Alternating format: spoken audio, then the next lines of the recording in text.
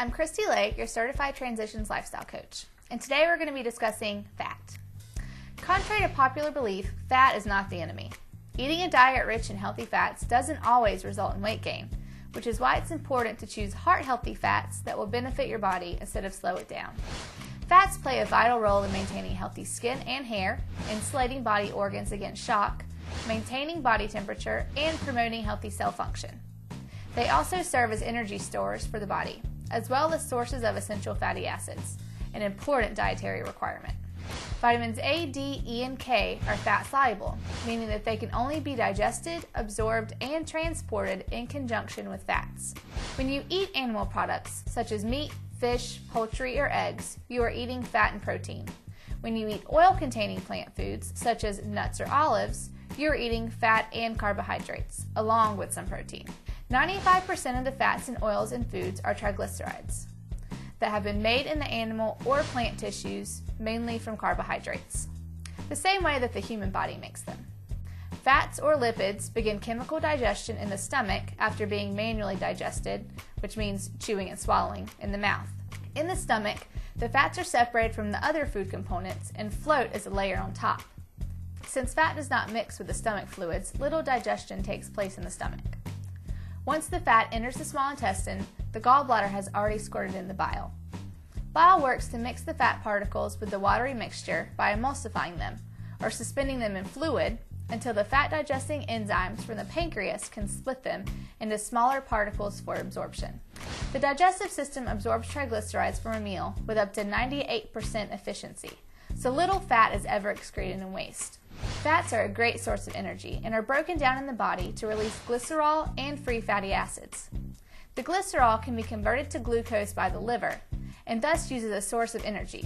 When a particular substance, whether chemical or biotic, reaches unsafe levels in the bloodstream, the body can effectively dilute or at least maintain equilibrium of the offending substances by storing it in new fat tissues.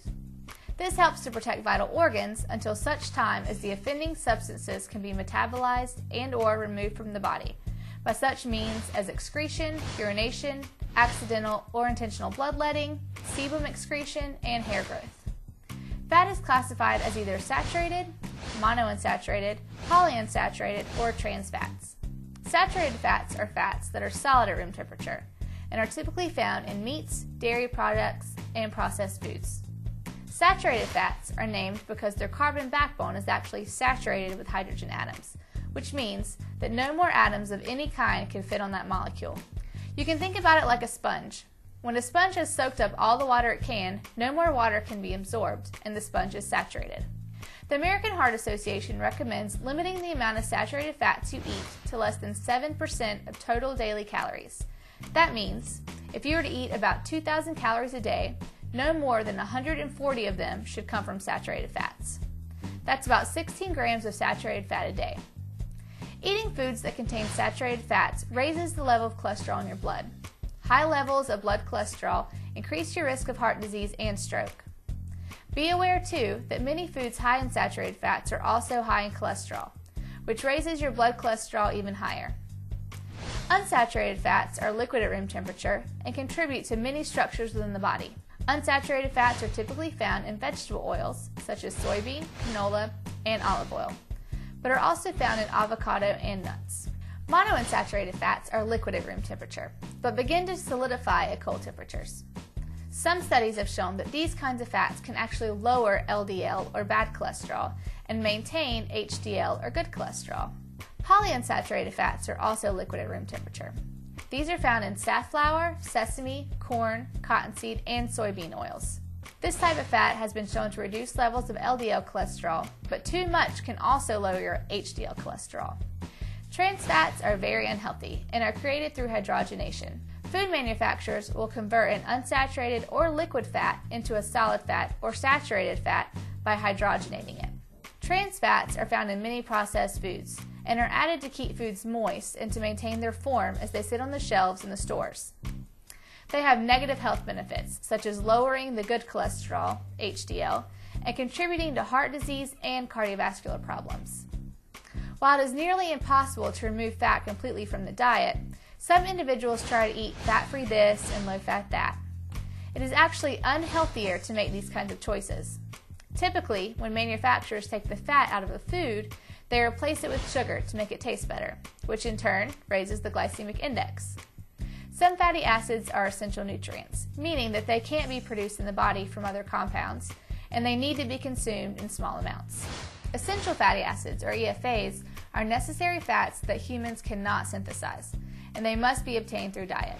EFAs are long-chain polyunsaturated fatty acids derived from linolenic, linoleic, and oleic acids. There are two families of EFAs, omega-3 and omega-6. Omega-9 is necessary yet non-essential because the body can manufacture a modest amount on its own, provided essential fatty acids are present. Omega-3 fatty acids are derived from linolenic acid, omega-6 from linoleic, and omega-9 from oleic acid. Omega-3 fatty acids are those found in seafood and flax seeds and have significant health benefits. Flax seeds are 6 times richer than most fish oils in omega-3s and is perhaps the most widely available botanical source of omega-3s. Flax contains approximately 3 times as much omega-3s as omega-6s. Omega-6 fatty acids are found in sunflower and safflower oil and have been found to have cardiovascular benefits when consumed in a proper ratio with omega-3s. A primary function of EFAs is the production of prostaglandins, which regulate body functions such as heart rate, blood pressure, blood clotting, fertility, conception, and they play a role in immune function by regulating inflammation and encouraging the body to fight infection. EFA deficiency is common in the United States, particularly omega-3 deficiency. An ideal intake of omega-6 to omega-3 fatty acids is between 1:1 and 4:1, with most Americans only obtaining a ratio between 10:1 and 25:1. The minimum healthy intake for both omega-3 and omega-6 via diet per adult per day is 1.5 grams each. Since high heat destroys linolenic acid, cooking in linolenic-rich oils or eating cooked linolenic-rich fish is unlikely to provide a sufficient amount of omega-3s.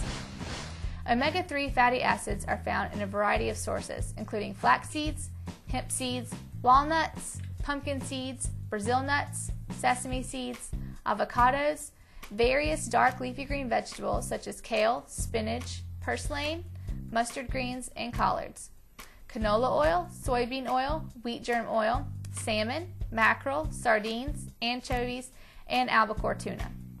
Along with fats being an essential part of our diets, they have an impact on the glycemic index of foods. Since fat takes a while to digest, it can slow the digestion of quickly absorbed foods, such as high glycemic cookies, cakes, candies, and white bread.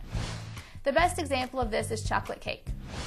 One medium piece of chocolate cake made from a box mix has a glycemic index of 38, which is low. This one medium piece of chocolate cake contains 57.9 grams of carbohydrate, mostly from sugar and white flour, 4.8 grams of protein, and 15 grams of total fat. The fat and protein in the piece of chocolate cake are able to counteract the white flour and sugar to make this cake low glycemic. But you still have to take into account the glycemic load of the cake, which is not just the type of carbohydrate, but also the amount. The glycemic load of the chocolate cake is 22, which is high, making this chocolate cake an unfavorable choice since it offers little nutritional value and contains many high glycemic ingredients. It also has that high glycemic load. Fat in your diet is not the enemy. It's important to get some fat in your diet every day in order to stay healthy. Plus, it makes your food taste better and will keep you full longer. I hope that you will now be able to make better choices and avoid those bad fats. This has been Christy Lay, your Certified Transitions Lifestyle Coach, wishing you good days and happy waistlines.